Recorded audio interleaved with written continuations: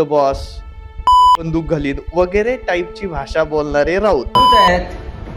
गांडू काय गांडू ठेवायचंय. बंधू बिंदू काय आहेत ना, आम्हाला दाखवू नको संजय पाटील. आता नाव घेऊन बोलतोय मी. भोसडीच्या हे साले भोसडीचे लोक.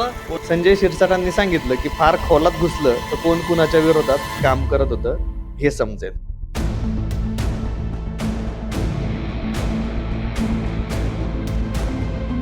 मग आता प्रश्न पडतो की हे 40 आमदार जे बाहेर पडलेत हे नक्की कुणाच्या सांगण्यावरून आणि का पडलेत. पण राऊतांना खोड आहे. नेहमीप्रमाणे त्यांनी एक पिल्लू सोडायचा प्रयत्न केला की नरेश म्हस्के कसे एकनाथ शिंदेच्या विरोधात काम करत होते किंवा त्यांना एकनाथ शिंदेबद्दल कशा तक्रारी करत होते त्याची पत्र पाठवत होते. राऊतांचं हे वागणं आपण जर पाहिलं हे बाहेरच्या कुणाच्या द्वेषापोटी नाहीये, तर ते आपलं चुकलेलं मुख्यमंत्रीपद आणि ते चुकल्यानंतर आपल्या भावाचं चुकलेलं मंत्रीपद या दोन गोष्टींचा राग म्हणून संजय राऊत उद्धव ठाकरे आणि त्यांची शिवसेना उद्ध्वस्त करत आहेत का असा प्रश्न पडतो. शीर्षक पाहून तुम्हाला आश्चर्य वाटलं असेल की बाबा संजय राऊत मुख्यमंत्री होणार, तर त्याचं कारण वेगळं आहे, ते मी तुम्हाला शेवटी सांगणार आहे. त्याआधी तुम्ही जरा हे बघा, कारण दिल्लीमध्ये शिवसेना शिंदेना मिळणार की ठाकरेंना मिळणार वगैरे वरती खटला चालू असताना तो खटला संपल्यावरती त्या आवारात काही लोक होते. तेव्हा संजय राऊतांनी नरेश म्हस्केंना मोठ्याने आवाज करून अरे इकडे ये म्हटले. बघा जरा ते. आता नरेश म्हस्केंना इकडे म्हटल्यानंतर नरेश म्हस्केंनी असं हात करून उडून लावलं त्यांना, ते पण बघा. ते काय आले नाहीत.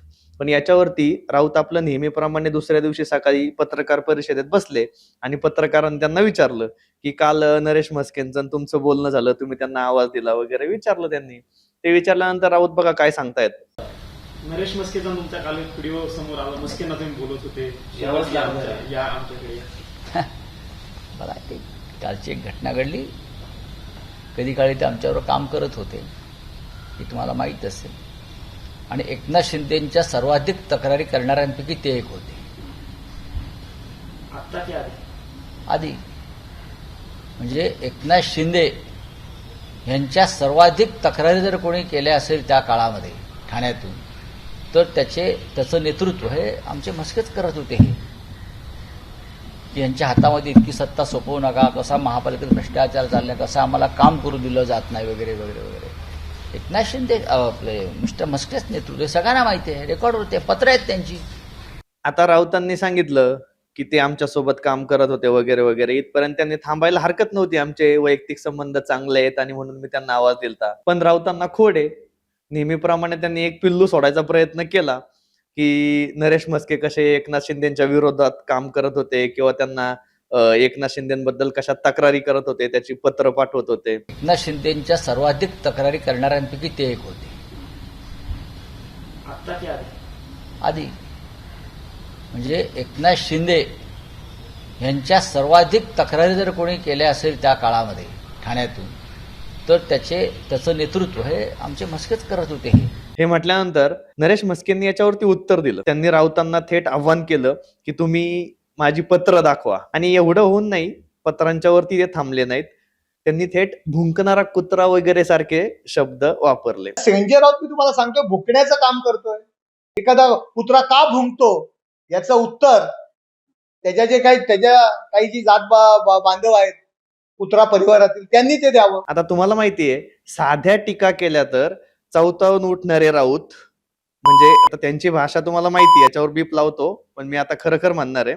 द बॉस, बंदूक घालीन वगैरे टाईपची भाषा बोलणारे राऊत. आता एखाद्याने भुंकणारा कुत्रा म्हणल्यानंतर तुम्हाला वाटतं की ते गप्प बसतील किंवा आवाजाव बोलतील? एकदा त्यांची शैली बघायची का तुम्हाला? बघा. मी लागतो नादाला, चल चल मी तुझ्या नादाला लागतो. त्या बंधू बिंदू काय आहेत ना, आम्हाला दाखवू नको संजय पाटील. आता नाव घेऊन बोलतोय मी. ती बंदूक तुझ्या ढोंगणात घातली जाईल. बंदूक काय दाखवतो तू आम्हाला? सिक्युरिटी काढून ये.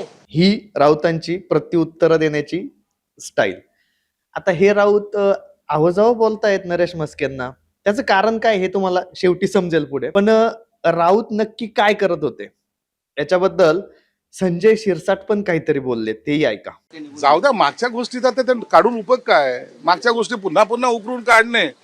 मग संजय राऊतने काय केलं आणि यांनी काय केलं हे जर काढायला बसलं तर खऱ्या अर्थानं उबाटाची सत्ता घालवण्यासाठी उबाटातल्या अंतर्गत नेत्यांचाच मोठा हात होता. हे मी तुम्हाला जाहीरपणे सांगू शकतो. संजय शिरसाटांनी सांगितलं की फार खोलात घुसलं तर कोण कुणाच्या विरोधात काम करत होतं हे समजेल. आता मुद्दा येतो संजय राऊत मुख्यमंत्री होणार म्हणजे कसं. तर आपल्याला मागे संजय शिरसाटांनी सांगितलं की फार खोलात घुसलं तर कोण कुणाच्या विरोधात काम करत होतं हे समजेल. शिंदे भाजपला मॅन्डेट मिळालं जनतेचं, पण राऊतांनी आपल्या चतुराईनी बऱ्याच वेळा सिल्व्हर ओक वरती जाऊन पवार साहेबांना भेटून काहीतरी खिचडी शिजवली आणि युती तुटली. उद्धव साहेबांचे अचानक स्टेटमेंट यायला लागले की आम्हाला बाकीचे रस्ते मोकळे आहेत, तुमच्याशिवाय आमचं सरकार होणार नाही, असं काही नाही, आम्ही इतर कुठेही जाऊ शकतो वगैरे त्यांनी बोललं. आणि फडणवीसांनी बरेच फोन केले, पण उद्धव ठाकरेंनी ते काय उचलले नाहीत.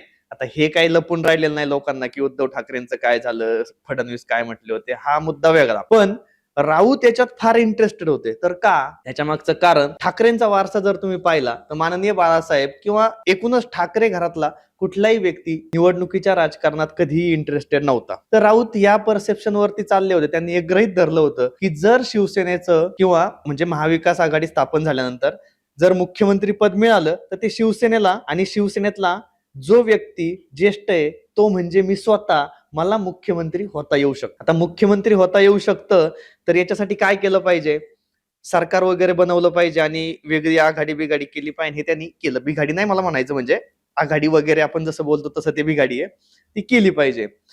आता ती केल्यानंतर मुख्यमंत्री पद आलं शिवसेनेला. उद्धव ठाकरे शिवसेनेत मुख्यमंत्री होण्यासाठी इच्छुक नव्हते. मुख्यमंत्री होण्यासाठी उद्धव ठाकरेंच्या लेखी एकनाथ शिंदे हा प्रॉमिनंट चेहरा होता. जर आपला मुख्यमंत्री करायचा आहे तर तो एकनाथ शिंदेच होईल, याच्यावरती उद्धव ठाकरे पूर्वी ठाम होते. पण राऊतांनी वारंवार सिल्व्हर ओक वरती जाऊन आधीच अशा प्रकारचं ठरवून ठेवलं पवारांशी चर्चा करून की कशा प्रकारे त्यांच्या नेत्यांना एकनाथ शिंदे हे मुख्यमंत्री म्हणून नकोयत.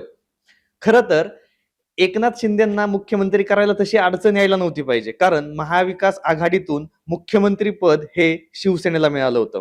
शिवसेनेला मिळालेल्या मुख्यमंत्री पदावर शिवसेना ठरवीन कोण बसणार आहे ते. मग तिथं आदित्य ठाकरे बसले असते, उद्धव ठाकरे बसले असते किंवा अजून एखादा त्यांचा कुठलाही आमदार बसला असता तरी याच्यामध्ये राष्ट्रवादी काँग्रेसला काहीही अडचण येण्याचं कारण नव्हतं. पण एकनाथ शिंदेंना मागे ढकलण्यासाठी राऊतांनी हे पवारांशी मसलत करून आधीच ठरवून ठेवलं होतं. आता शिंदे याच्यातून बाजूला झाले. शिंदे बाजूला गेल्यानंतर राहतो कोण? उद्धव ठाकरे तर येणार नाहीत. मग राहिले हे संजय राऊत. आता संजय राऊतांना मुख्यमंत्री होण्यासाठी उद्धव ठाकरेंनी बाजूला राहणं अपेक्षित होतं, पण इथं नेमकी एक गुगली पडली आणि उद्धव ठाकरे मुख्यमंत्री होण्यासाठी तयार झाले. जर एकनाथ शिंदे तुम्हाला मान्य नाहीयेत तर चला मी होतो, असं म्हणून उद्धव ठाकरेंनी शपथ घेतली. उद्धव ठाकरेंनी शपथ घेतल्यानंतर पुढे राऊत थांबले नाही त्याच्यावरती की उद्धव ठाकरे आता मुख्यमंत्री झाले, चला आपण खासदार आहोत वगैरे वरती ते थांबले नाहीत. त्यांनी पुढे काय केलं, पवईच्या हॉटेलमध्ये शिवसेनेच्या आमदारांची बैठक घेतली. ह्या बैठकीत सर्व आमदारांना हे सांगितलं की उद्धव ठाकरे मंत्रालयावर येत नाहीत वगैरे, त्याच्यामुळे आमची कामं होत नाहीत, आमच्या मतदारसंघातली कामं होत नाहीत, म्हणून नवीन मुख्यमंत्री शिवसेनेला मिळाला पाहिजे. असं कोण म्हटलं तर हे राऊत म्हटले. हे कोण सांगतंय? नरेश म्हस्के. ऐका. त्यांचं नाव डिक्लेअर करण्याकरता उशीर लावला. उद्धव ठाकरे यांना मुख्यमंत्री केलं आणि स्वतःच्या भावाला मंत्रीपद दिलं नाही आणि उद्धव ठाकरे मंत्रालयात जात नाहीत. त्यावेळी शिवसेनेतल्या आमदारांना पवईच्या हॉटेलमध्ये मिटिंग घ्यायला लावली आणि उद्धव ठाकरेंना विरोध करा आणि माझं नाव मुख्यमंत्री पदासाठी घ्या, याकरता कोण कुभांड रचत होतं? नरेश म्हस्के अशी अनेक पानं बाहेर काढू शकतात. त्याच्यामुळे नरेश म्हस्केंनी कुठलीही टीका केली, अगदी भुंकणारा कुत्रा वगैरे शब्द प्रयोग केला तरीही राऊत जसं शिव्या देतात ना, म्हणजे त्यांचं गांडू म्हणजे गुजरातीच असू शकतं, कदाचित त्यांना गांडो म्हणायचं असेल, हे फुटलेले खासदार वेडे झालेत असंही काही असू शकतं. पण ह्या ज्या प्रकारची भाषा, जी शिवराळ भाषा राऊत वारंवार वापरतात ती ते नरेश म्हस्केंच्या बद्दल वापरताना आपल्याला दिसत नाही. याचं कारण इतकंच की एकेकाळी भाजप आणि सेनेची युती तोडून महाविकास आघाडी बनवून शिवसेनेला मुख्यमंत्री पद घेऊन स्वतःला मुख्यमंत्री व्हायचं होतं. उद्धव ठाकरेंनी शपथ घेतली, पण त्यानंतर संजय राऊतांची अजून एक मागणी होती, चला मी मुख्यमंत्री नाही तर नाही पण किमान माझा भाऊ मंत्री तरी व्हावा. म्हणून त्यांनी उद्धव ठाकरेंकडे सुनील राऊत यांना मंत्री करण्यासाठी शिफारस केली होती, पण त्यांचं मंत्रीपदही शिवसेनेकडून डावललं गेलं. आणि हे जे डोक्यात त्यांच्या घुसले संजय राऊतांच्या, या रागापोटी आपण पाहतो ते मागचे काही एक वर्ष अत्यंत वाईट बोलतात, चुकीची टीका करतात, जी बऱ्याच वेळा आपल्याच पक्षाच्या अहिताची ठरते. पण हे वारंवार करण्यामागे त्यांचं कारण हे आहे, की त्यांना 19ला मुख्यमंत्री व्हायचं होतं, ते होता आलेलं नाही. याचं कारण उद्धव ठाकरे होते. म्हणून त्यांनी उद्धव ठाकरेंची सगळी शिवसेना संपवून टाकली. एकनाथ शिंदे बाहेर पडले त्यावेळेस ठाण्याच्या महापौर बंगल्यावरती एकनाथ शिंदेसोबत म्हणजे बाहेर पडले त्याच्या काही काळाआधी एकनाथ शिंदेसोबत संजय राऊतांची मसलत झाली. या मसलतीला नरेश म्हस्के स्वतः हजर होते. मग आता प्रश्न पडतो की हे 40 आमदार जे बाहेर पडलेत हे नक्की कुणाच्या सांगण्यावरून आणि का पडलेत, आणि त्यानंतर जे काही लोक उरलेत त्यांनाही घालवण्यासाठी राऊत रोज पत्रकार परिषद घेऊन काही ना काही बोलून कशा प्रकारे ही लोक बाहेर पडतील यासाठी धडपडतायत. राऊतांचं हे वागणं आपण जर पाहिलं तर हे बाहेरच्या कुणाच्या द्वेषापोटी नाहीये, तर ते आपलं चुकलेलं मुख्यमंत्रीपद आणि ते चुकल्यानंतर आपल्या भावाचं चुकलेलं मंत्रीपद ह्या दोन गोष्टींचा राग म्हणून संजय राऊत उद्धव ठाकरे आणि त्यांची शिवसेना उद्ध्वस्त करत आहेत का असा प्रश्न पडतो. कारण गेल्या अनेक वर्षापासून आपण पाहतो माध्यमांमध्ये संजय राऊत शिवसेना संपवणार, संजय राऊत शिवसेना संपवणार अशा प्रकारची चर्चा किमान कमेंट बॉक्समध्ये तर होतच राहते. पण आता त्याची पुष्टी नरेश म्हस्के यांच्या स्टेटमेंटमुळे झालेली आहे. 19ला जरी राऊतांचं मुख्यमंत्रीपद चुकलं असलं तरी येणाऱ्या काळात कधीतरी त्यांना महाराष्ट्रासारख्या राज्याचा मुख्यमंत्री म्हणून शपथ घेण्याची संधी मिळेल का? काय वाटतंय? आपली मतं आमच्या कमेंट बॉक्समध्ये नक्की कळवा.